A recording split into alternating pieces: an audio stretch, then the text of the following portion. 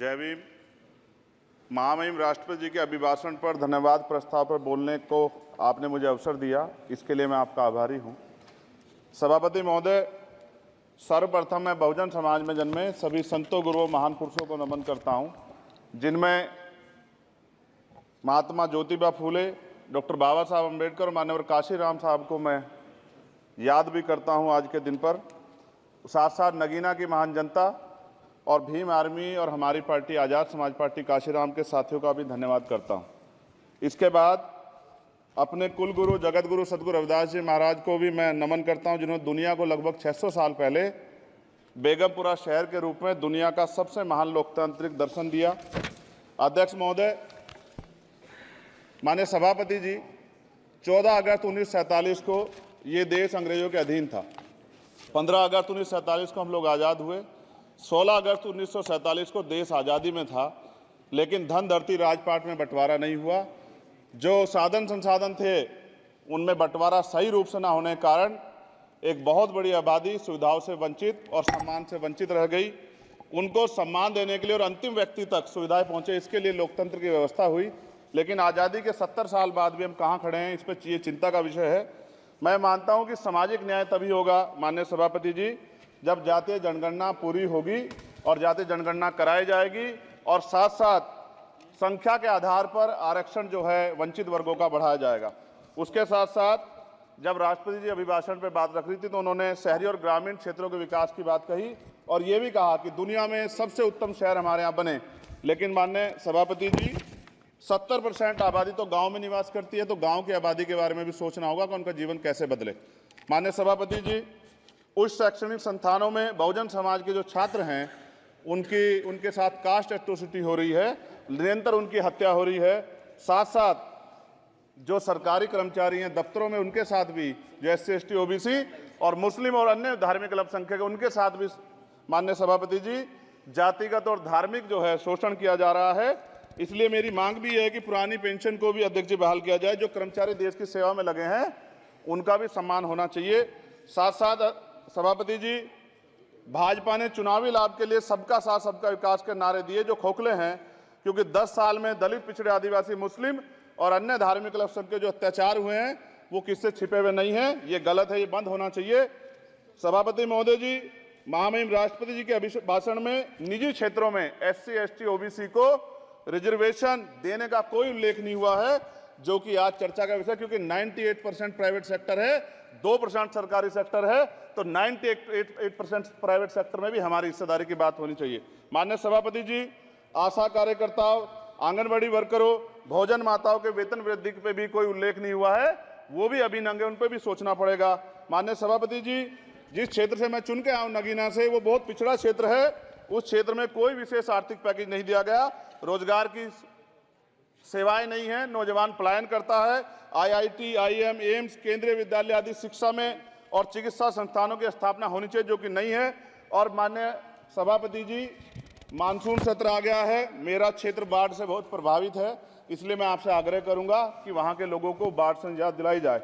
माननीय सभापति जी, चीन हमें आंख दिखा रहा है और लगातार हमारे देश की सीमाओं में घुसपैठ कर रहा है, इसलिए अग्निवीर योजना को हटाकर पुनः सेना भर्ती शुरू की जाए और साथ साथ भारत की सबसे प्राचीन व बहादुर रेजिमेंट में से एक चमार रेजिमेंट को पुनः बहाल करा जाए, ऐसा भी मेरा आपसे आग्रह है।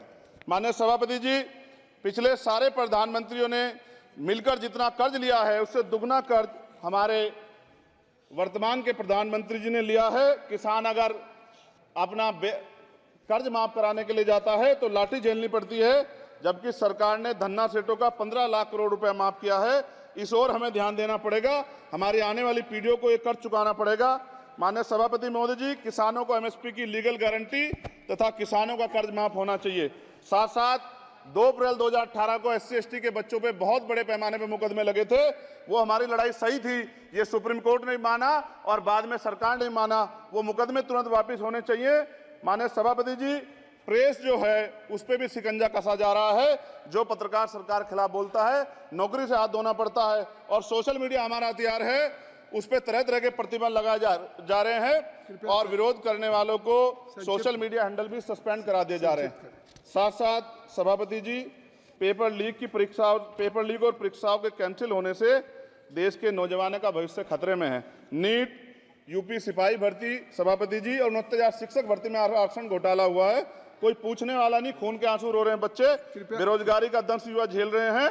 इसलिए मेरा आग्रह है कि युवाओं के लिए कृपया समाप्त करें चंद्रशेखर। माननीय सभापति जी, मैं पहली बार बोल रहा हूं, आप कहेंगे मैं बैठ जाऊंगा, मैं आपकी बात, मैं संवैधानिक मर्यादा का पालन करूंगा, मगर हम तो माननीय सभापति जी सुन ही रहे हैं। आप बोलिए, 1 मिनट। धन्यवाद एक मिनट और बोलिए। अध्यक्ष सभापति जी, नारी सम्मान की बात करने वाली सरकार, हमने मणिपुर देखा सर, हमने पहलवान बेटियों का हर्ष देखा सर, और हमने सर हाथरस की बेटी का हर्ष देखा सर, और हाथरस के परिवार को जो वादा किया था सरकार ने वो भी पूरा नहीं किया।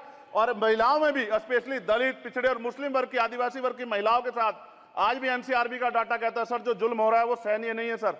साथ साथ कोविड में तैरती, हमने कोविड में बहुत सुना सर, कोविड में तैरती लाशें भी गंगा में हमने देखी है सर, और मजदूरों का हाल भी हमने देखा है। सभापति जी बस सब समाप्त कर रहा हूं।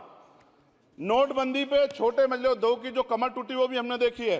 सभापति जी, शैक्षणिक संस्थानों, विश्वविद्यालयों में, चिकित्सा संस्थानों में ओबीसी एसटी के योग्य अभ्यर्थी को एनएफएस करके जिस तरह निकाला जा रहा है, लेटरल एंट्री करके जिस तरह हमारे रास्ते बंद किए जा रहे, ये भी हम देख रहे हैं सभापति जी। साथ साथ मेरा ये कहना है सर, ये सबका इशू है कि प्राइवेट कर्मचारी सर और सरकारी भी कई जगह पे 8 से ज्यादा घंटों से काम करते हैं, और उनको जो सर उचित वेतन भी नहीं मिलता, तो न्यूनतम वेतन 20,000 रुपए तय हो और 24 घंटे की ड्यूटी। उदाहरण के तौर पे यूपी पुलिस सर बहुत पूरा काम करते हैं वो लोग, वो राज्य के विषय हैं। आप सर मैं आपके राज्य सरकार के लिए भी आपके संज्ञान में डाल रहा हूँ विषय सर। पुलिस सब जगह है सर, लेकिन सवाल ये है सर, बहुत पसीना बातें हैं, 8 घंटे की ड्यूटी और वेतन विसंगति, वोटर स्कीम से उनको जो बाहर किया जाए। माननीय सभापति जी, 1 मिनट चाहिए सभापति जी। राष्ट्रपति जी ने धर्म के बारे में बात की थी, राम मंदिर से पहले हमारे गुरुघर तुगलकाबाद का फैसला आया था राष्ट्रपति जी, वो सभापति जी अभी तक दिल्ली में स्थित सदगुरु रविदास जी महाराज का गुरुघर नहीं बना। साथ साथ सभापति जी, अपनी बात को खत्म करते हुए मैं आपसे कहना चाहता हूं कि जितना देश दूसरों का है सर, इतना हमारा भी है। हम मरने के लिए पैदा नहीं हुए, जो चाहता है हमारी हत्या कर देता है। मूछे रखने पे, घोड़ी पे बैठने पे, मटकी छूने पे हमारी हत्या हो रही है। क्या बदला है सर 70 साल बाद भी? दलित, पिछड़े, मुसलमानों पे हिंसा नहीं रुक रही है सर। मेरा आपसे संरक्षण के साथ ये आग्रह है कि इन घटनाओं को रोका जाए, और देश किसी की बपोती नहीं है, देश संविधान से चलता है सर, और संविधान से चलेगा। संविधान छेड़खानी बर्दाश्त नहीं की जाएगी सर। धन्यवाद।